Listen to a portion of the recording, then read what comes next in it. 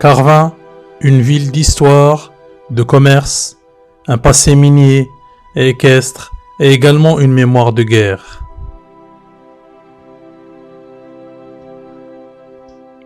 Son peuplement date du néolithique et de l'époque gallo-romaine. Une terre riche de plusieurs joyaux inscrits au patrimoine mondial. Lors du recensement de 1791, Carvin compte 3700 habitants alors que Lens n'en compte que 2000. Une preuve que Carvin était plus attractive et prospère à cette époque. D'après les hypothèses, elle tirerait son nom du mot cavale, qui veut dire cheval en langue d'Oïl, dialecte gallo-romain du Nord au Moyen-Âge. L'autre hypothèse de deux mots, cavale et arvon, cheval en sanskrit, langue indo-européenne. Deux mots composés signifiant cheval, une ville de marché aux chevaux, fréquentée par tous les commerçants des équidés, toute origine confondue, où gitans, arméniens, anatoliens, à l'époque excellent dans ce domaine. Le bourg de Carvin était une ville de commerce, agricole et artisanale, surtout les chevaux, une ville de service sans remparts et favorable aux échanges commerciaux et culturels.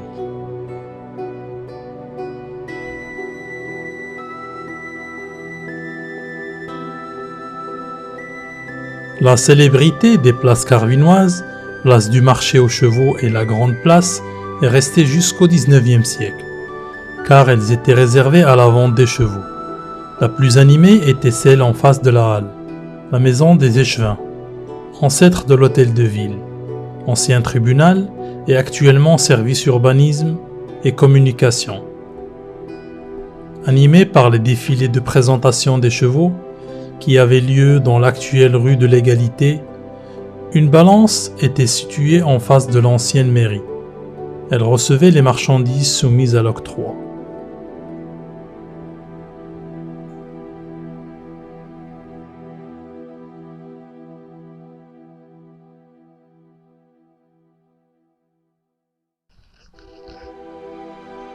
La place du marché, nommée place de la Victoire, par référence à la libération de Carvin. À cette même place, les spahis ont stationné leurs chevaux et occupé la mairie et les périmètres autour afin de bivouaquer. Aujourd'hui, cette place porte le nom de place Jules Guesde, en hommage à l'homme politique qui fonda le Parti ouvrier français et qui fut ministre d'État au début du XXe siècle.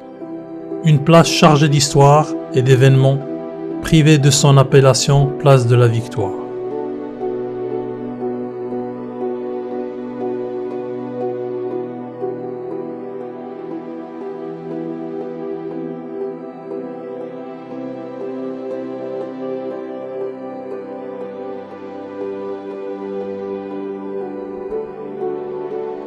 En mai 1940, les tirailleurs marocains se sont déployés le long du canal de la Deule pour repousser les attaques incessantes.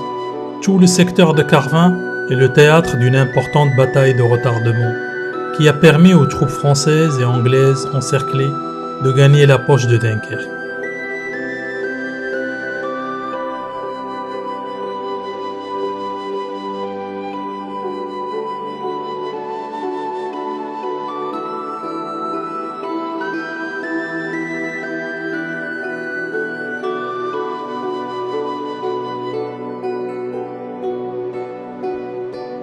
Dès 1947, Carvin perd près d'un tiers de son territoire. Avec la séparation de la commune de Libercourt, elle a perdu la majeure partie de son industrie dans les années 1970 à 1990. L'exploitation minière s'arrête en 1975, suivie des constructions mécaniques. La circulation ferroviaire s'est également arrêtée, les voies ferrées étant démantelées dans les années 1990.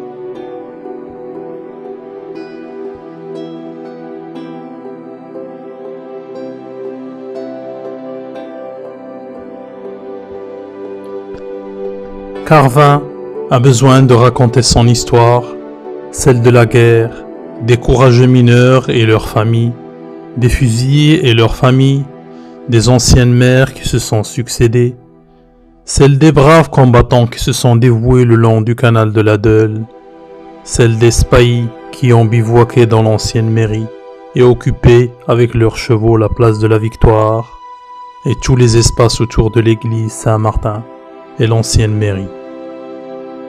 Un réveil du passé équin et des manifestations équestres dans notre ville sera une renaissance et un retour à ses sources et fera d'elle une ville attractive et apporteuse de richesses nouvelles.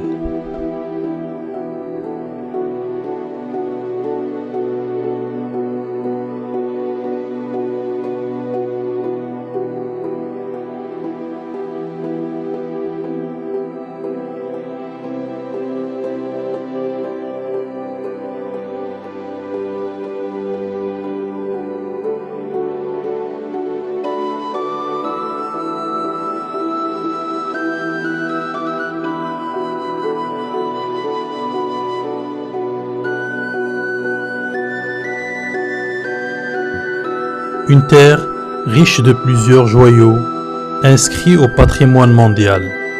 L'hôtel de ville et la cité Saint-Paul qui se dégradent et tombent dans l'oubli. D'autres joyaux ont besoin d'être mis en valeur et d'être promus et élevés au niveau touristique.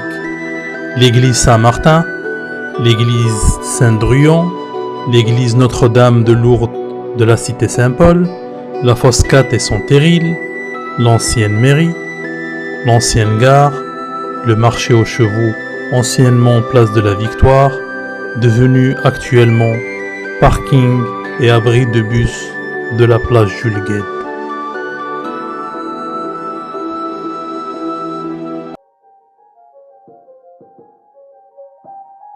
Stop! Oubli, abandon, rejet, discrimination. Seigneur, ouvre tes yeux et tes oreilles, Barakam al-Hagra. Le 17e siècle est révolu, le château est fermé, Barakam al-Hagra. Des siècles et des siècles de souffrance, Barakam al-Hagra. De guerre, Barakam al-Hagra.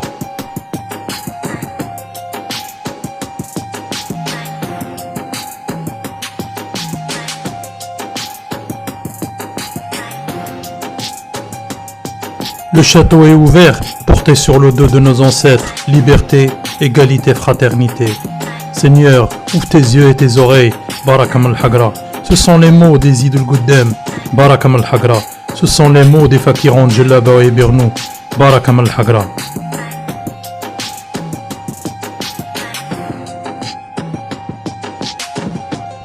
Tels des hirondelles dans le ciel de Carvin, le sabot de leur coursier allaitant, jaillissant étincelle et poussière dans les rangs des ennemis.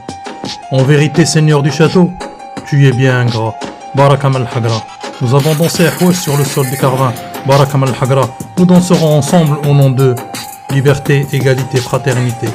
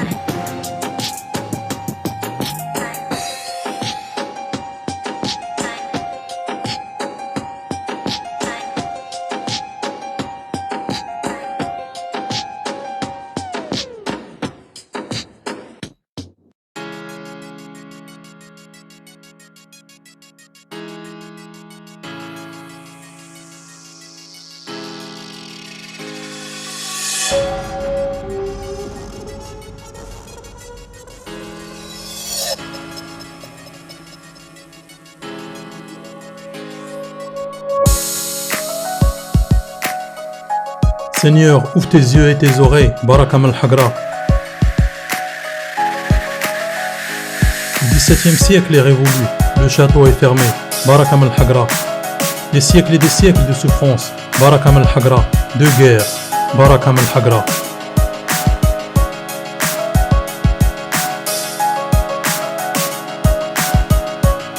Le château est ouvert, porté sur le dos de nos ancêtres. Liberté, égalité, fraternité.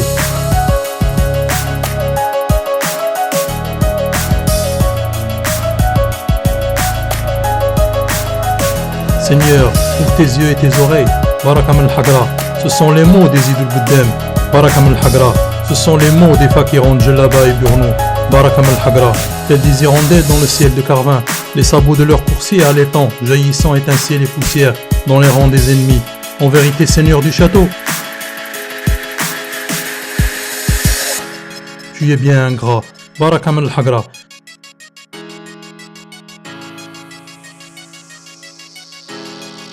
Nous avons dansé Ahouès sur le sol de Carvin, Barakam al-Hagra.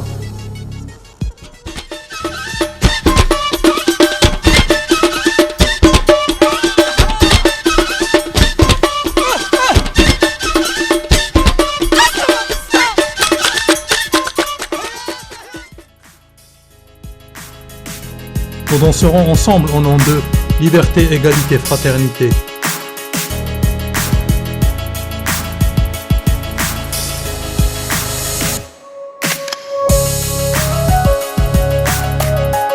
Tels des hirondelles dans le ciel de Carvin, les sabots de leurs coursiers allaitant, jaillissant étincellent les poussières dans les rangs des ennemis. En vérité, Seigneur du château, tu es bien ingrat, Barakam al-Hagra.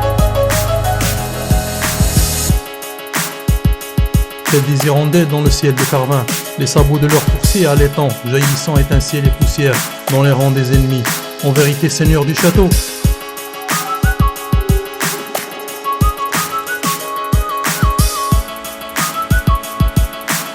tu es bien ingrat, Barakam al-Hagra.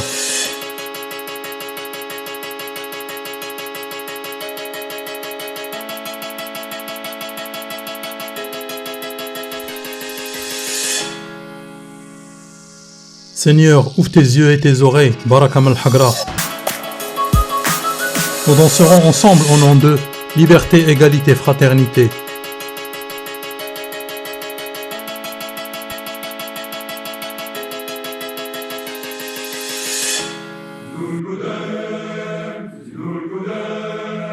Écoutez le chant des tabours. Marchez toujours, marchez quand même, jusqu'à la fin, jusqu'à la mort.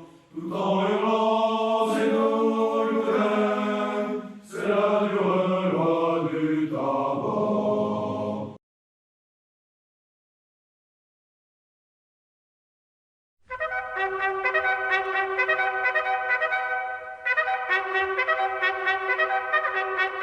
Si le canon balayait la plaine, crachant la mort sur nos lignards, mes enfants, dit le capitaine, faites-moi taire ces broyards.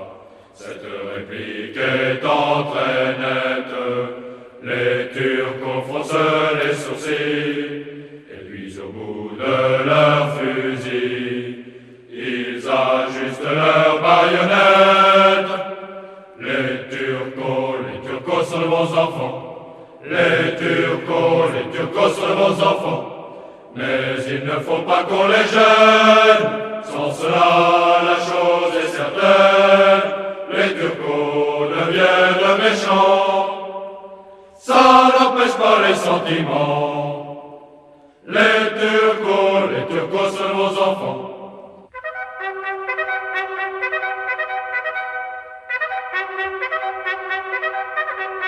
Les Turcos sont au moins 50, et ces héros sont beaux à voir. En mourant leur bouche plaisante, les Turcos sont défense et noirs. Ils sautent dans l'herbe sanglante, Allah ils grimpent à l'assaut, et quand ils arrivent en Turcos ne sont plus que 30. Les Turcos sont de bons enfants. Les Turcos sont de bons enfants. Mais il ne faut pas qu'on les gêne. Sans cela, la chose est certaine. Les Turcos deviennent méchants. Ça n'empêche pas les sentiments. Les Turcos sont de bons enfants.